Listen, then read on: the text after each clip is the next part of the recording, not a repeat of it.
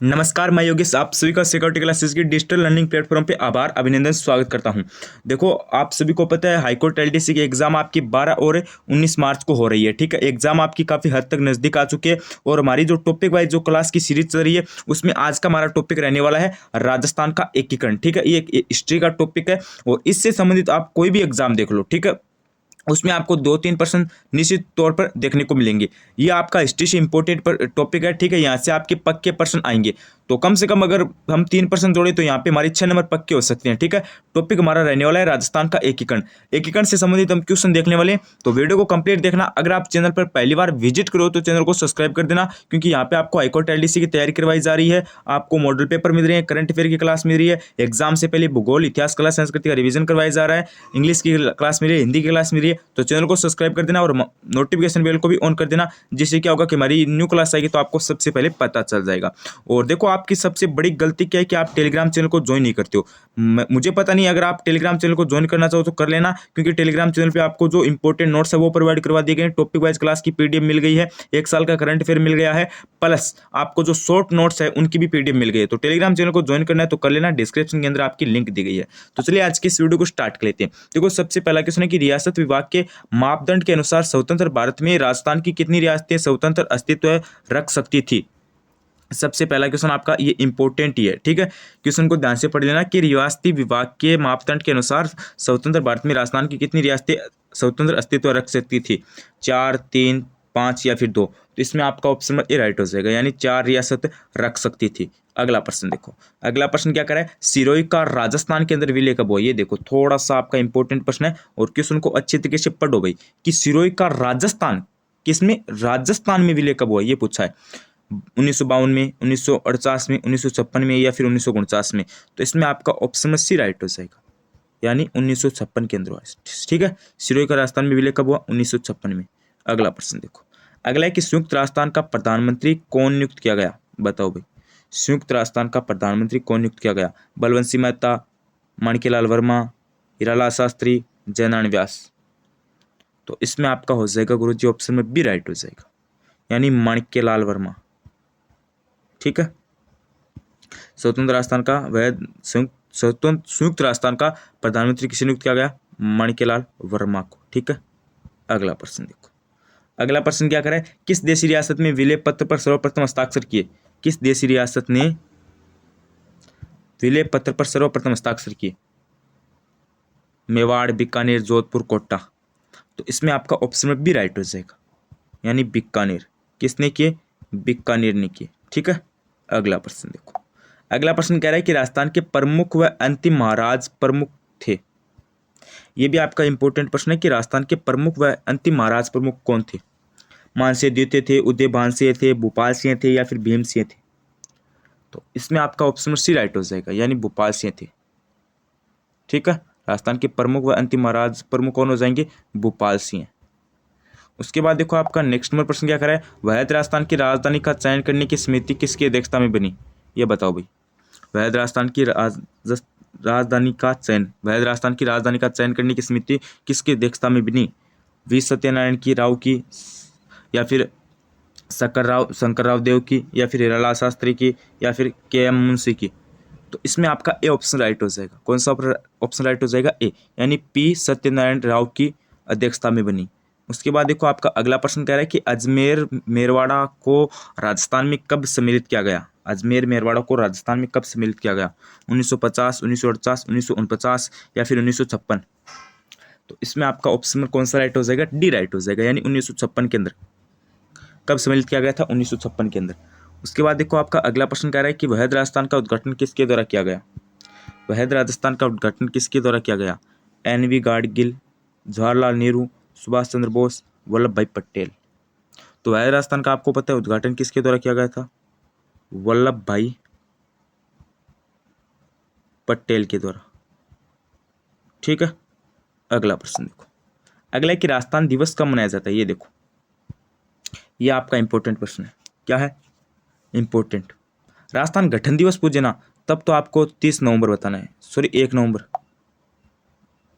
हाँ, और यहाँ पे क्या पूछा है, यहाँ पे आपको पूछा राजस्थान दिवस कब मनाया जाता है। तो राजस्थान दिवस आपको पता है, जाहिर सी बात है 30 मार्च को मनाया जाएगा। कब मनाया जाता है? 30 मार्च को मनाया जाता है। ठीक है, अगला प्रश्न देखो। अगला प्रश्न है कि राजस्थान के एकीकरण की प्रक्रिया कब पूर्ण की गई? ये देखो आपका एकीकरण टॉपिक से सबसे इंपॉर्टेंट प्रश्न यही है आपका कि राजस्थान के एकीकरण की प्रक्रिया कब पूर्ण की गई? 26 जनवरी 1950, 2 मार्च 1952, 17 फरवरी 1954 या फिर 1 नवंबर 1956।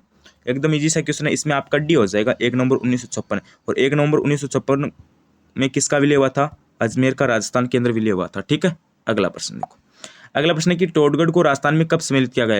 ये भी एक आपका इंपॉर्टेंट प्रश्न है कि टोडगढ़ को राजस्थान के अंदर कब सम्मिलित किया गया? 1950 में, 1948 में, 1949 में, 1956 में। तो टोडगढ़ को आपको पता है 1900 कब किया गया था? 1956 के अंदर किया गया था। ठीक है, अगला प्रश्न देखो। अगला प्रश्न कह रहा है कि मत्स्य संघ राजस्थान का अंग कब बना? हाँ, देखो मत्स्य संघ में शामिल रियासतें मैंने आपको बताई थी, अलवर, भरतपुर, धौलपुर और करौली। यह आपकी मत्स्य संघ में शामिल रियासतें थी। इनमें से आपको पता है मत्स्य संघ का राज प्रमुख किस रियासत के शासक को बनाया गया था? धौलपुर के शासक को बनाया गया था। अभी प्रश्न क्या करे कि मत्स्य संघ है वो राजस्थान का कब बना था? 14 जनवरी 1949 को, 1 नवंबर 1956 को, 25 मार्च 1948 को या फिर 15 मई 1949 को। तो आपका जो मत्स्य संघ है ये आपको पता है कब बना था? ये आपका बना था 15 मई को बना था। ठीक है, राजस्थान का अंक कब बना? 15 मई को बना। ठीक है, अगला प्रश्न देखो। हाँ, 15 मई 1949 को। अगला प्रश्न देखो। अगला प्रश्न है कि रियासत सचिवालय की स्थापना कब की गई? ये एक आपका वेरी वेरी इंपॉर्टेंट प्रश्न है। इस पे गुरुजी अभी के भी ट्रिपल स्टार लगा लो। रियासत सचिवालय की स्थापना कब की गई? तो रियासत सचिवालय की स्थापना आपको पता है कब की गई? 5 जुलाई 1947 को। ध्यान रखना भाई, 5 जुलाई 1947 को।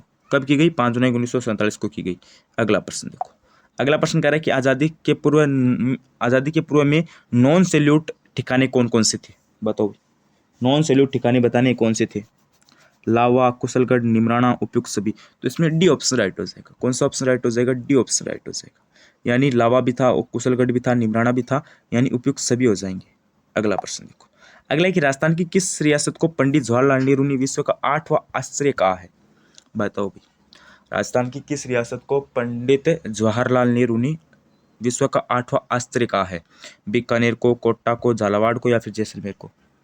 तो इसमें आपका डी ऑप्शन हो जाएगा, यानी जैसलमेर को कहा है। विश्व का 8वां आश्चर्य किसे कहा है? जैसलमेर को कहा है। अगला देखो। अगला प्रश्न है कि विलय पत्र पर हस्ताक्षर करते समय किसने कहा था कि मैं अपने डेथ वारंट पर हस्ताक्षर कर रहा हूँ? कोटा के महाराव ने, बांसवाड़ा के महाराव ने या फिर अलवर के महाराजा ने या फिर बूंदी के महाराव ने? तो ये आपका कहा था बांसवाड़ा के महाराव चंद्रवंशी ने कि मैं अपने डेथ वारंट पर हस्ताक्षर कर रहा हूँ। ठीक है, अगला प्रश्न। ये खतरा नहीं, ये थोड़ा सा इंपॉर्टेंट है। ठीक है, इसको ऐसे मत समझ लेना, ये इंपॉर्टेंट है। उसके बाद देखो आपका अगला प्रश्न है कि आज़ादी के समय राजस्थान राज्य भारतीय संविधान के अनुसार किस श्रेणी में था या फिर किस श्रेणी का था? आज़ादी के समय राजस्थान राज्य भारतीय संविधान के अनुसार किस श्रेणी का था? प्रथम श्रेणी नहीं होगी, द्वितीय श्रेणी भी नहीं होगी, प्रथम द्वितीय भी नहीं होगी, इसमें द्वितीय श्रेणी होगी। कौन सी श्रेणी में था? द्वितीय श्रेणी में था। ठीक है, अगला प्रश्न देखो। अगला है कि राजस्थान का एकीकरण कितने चरण में पूरा हुआ? ये इजी क्वेश्चन मत समझ लेना, ये सीटी के एग्जाम में भी आ गया और रीट में भी आ गया और हाईकोर्ट एलडीसी की दृष्टि से भी इंपॉर्टेंट है। हाईकोर्ट एलडीसी में भी आपका आ सकता है कि राजस्थान का एकीकरण कितने चरण में पूरा हुआ? 8, 5, 6, 7। तो इसमें कौन सा हो जाएगा? इसमें आपका ऑप्शन डी हो जाएगा, यानी 7 चरण में। कितने चरण में हुआ? 7 चरण में। उसके बाद देखो आपका अगला प्रश्न है कि 1 नवंबर 1956 से पहले राजस्थान राज्य का अध्यक्ष कहलाता था। बताओ भाई, महामहिम, महाराजा धीराज, गवर्नर या फिर राज्यपाल या फिर राज प्रमुख? तो पता है 1 नवंबर 1956 से पहले आपको पता है राजस्थान राज्य का अध्यक्ष क्या कहलाता था? क्या कहलाता था? राज प्रमुख। ठीक है, और इसके बाद क्या कहने लगा? यानी 1 नवंबर या फिर आप मान सकते हो 1 नवंबर 1956 के बाद राज प्रमुख का जो नाम है वो किसे दे दिया?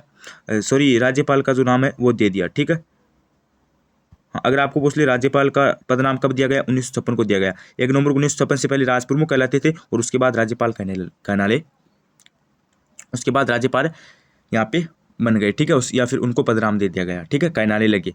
अगला प्रश्न देखो, अगला और आज का लास्ट प्रश्न है कि संयुक्त वहद राजस्थान में कौन सा क्षेत्र सम्मिलित नहीं था? जोधपुर, कोटा, किशनगढ़, अजमेर, मेरवाड़ा। तो इसमें आपका हो जाएगा अजमेर मेरवाड़ा। अजमेर मेरवाड़ा आपका सम्मिलित नहीं था, ठीक है। तो ये तो आज की हमारे एक टॉपिक से इंपॉर्टेंट पर्सन थे। क्या थे? इंपॉर्टेंट पर्सन थे।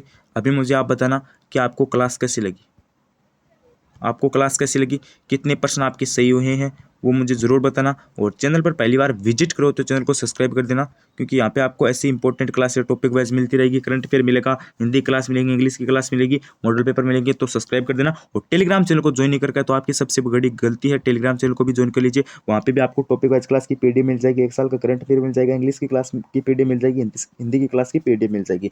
तो इसे ज्वाइन कर लेना। आज के लिए बस इतना ही। बने रहिए चैनल के साथ। धन्यवाद। Thank you.